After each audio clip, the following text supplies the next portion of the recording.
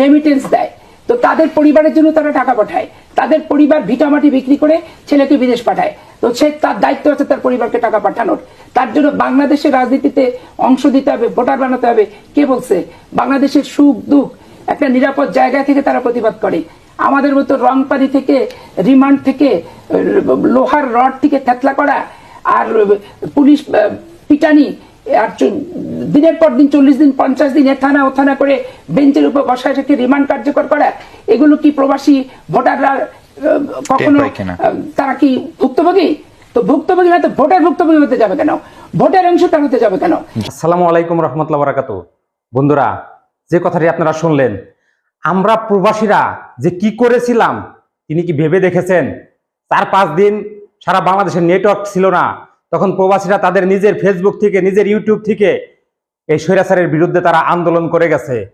মধ্যপ্রাচ্যে তারা কি জীবনের ঝুঁকি নিয়ে, দুবাইতে ঝুঁকি নিয়ে তারা আন্দোলন করে গেছে স্বৈরাচারের বিরুদ্ধে। তারা জেলও খাটছিল। যদি এই শেখ হাসিনা থাকতো তাহলে কিন্তু এই প্রবাসীরা বের হতে পারতো না সারা জীবনে। রেমিটেন্স বন্ধ করে দিয়ে গত সরকারকে, পতিত সরকারকে কি অবস্থায় ফেলেছিল এই প্রবাসীরা? তিনি কি ভেবে দেখেছেন? কত বড় নিমক হারাম হলে এই কথাটা বলতে পারে? বিএনপিকে এখনই সিদ্ধান্ত নিতে হবে এই লোকের বিরুদ্ধে। তিনি যে কথাটা বলেছেন সমস্ত 2 কোটি প্রবাসীর মনে আঘাত দিয়েছেন।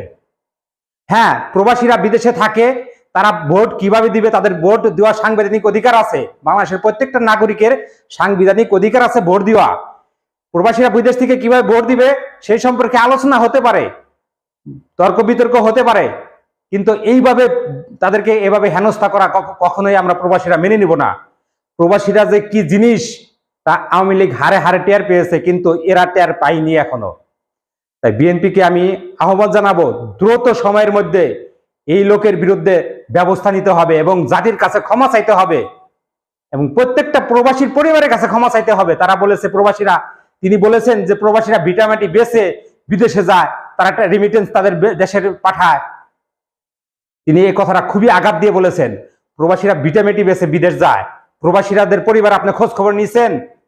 প্রবাসীরা যে কি জিনিস তা আপনারা জানেন? 8-9 লাখ টাকা কি গরিব মানুষ দিতে পারে? প্রবাসীদের বিরুদ্ধে এরকম কথা বলা আমরা প্রবাসীরা কখনোই মেনে নেব না। 2 কোটি প্রবাসী আছে এবং 2 কোটির পরিবার আছে, প্রায় কমসে কম 6 কোটি। টোটাল বাংলাদেশের 6 কোটি লোক প্রবাসীর স্বজন ভাই বেরাদার। আমরা সাইফুর রহমান সাগর ভাইয়ের কথা শুনবো, আসেন। কত বড় নিমক হারাম তিনি, কত বড় উদ্ধত্যপূর্ণ মন্তব্য তিনি করেছেন। চিন্তা করেন, একজন বাংলাদেশী নাগরিক, প্রত্যেকটা নাগরিকের অধিকার রয়েছে, সংবিধান সেই অধিকার দিয়েছে যে সে ভোট দিতে পারবে।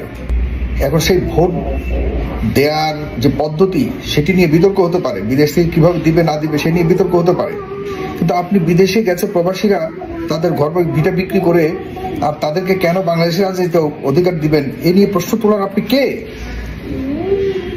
আপনার কত বড় সাহস আপনি কথা বলতে পারেন? আপনার কি অবদান আছে? আপনি 24 আন্দোলনে কোথায় ছিলেন বলতে পারবেন? আপনি দেখাতে পারবেন কোনো ভিডিও যে আপনি কোন রাস্তায় ছিলেন? আপনারা আওয়ামী লীগের আমলে পুরোপুরি আপনি, আপনার হাজব্যান্ড, আপনারা তো খুব ভালোই এমপিগিরি করে গেছেন। আপনার জন্য, এটার জন্য আপনাকে ক্ষমা চাইতে হবে। 2 কোটি প্রবাসী আছে, এই প্রবাসীরা প্রতিনিয়ত আপনারা কিভাবে ভালো থাকেন বাংলাদেশে, সেই কারণে বাংলাদেশের সরকারকে সার্বক্ষণিক চাপে রেখেছিল। অন্ধকারের মধ্যে ছিলেন 4-5 দিন। কি করেছে এই 4-5 দিন প্রবাসীরা চিন্তাও করতে পারবেন না। ঘর ভিটা বিক্রি করে গেছে মানে কি মনে করেন আপনি প্রবাসীদেরকে? হ্যাঁ, আপনি প্রবাসীদের পরিবার সম্পর্কে আপনার জানা আছে?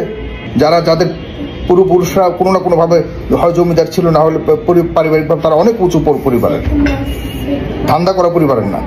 বিএনপিকে স্পষ্ট করতে হবে আশরাফি পাপিয়ার ব্যাপারে বিএনপি কি করবে, এ ব্যাপারে বিএনপিকে স্পষ্ট করতে হবে। না হলে অবশ্যই প্রবাসীদের যুদ্ধ যে কত কঠিন যুদ্ধ এটা আপনি দেখেন নাই পাপিয়া। বন্ধুরা, এই ছিল আজকের ভিডিওটা। কেমন লাগলো কমেন্ট করে জানাবেন। যারা এখন পর্যন্ত আমার চ্যানেলটি সাবস্ক্রাইব করেন নাই, সাবস্ক্রাইব করে দিবেন। আর যারা অলরেডি সাবস্ক্রাইব করেছেন তাদেরকে জানাই অন্তরস্থল থেকে ভালোবাসা। আপনারা ভালো থাকবেন, সুস্থ থাকবেন। আল্লাহ হাফেজ।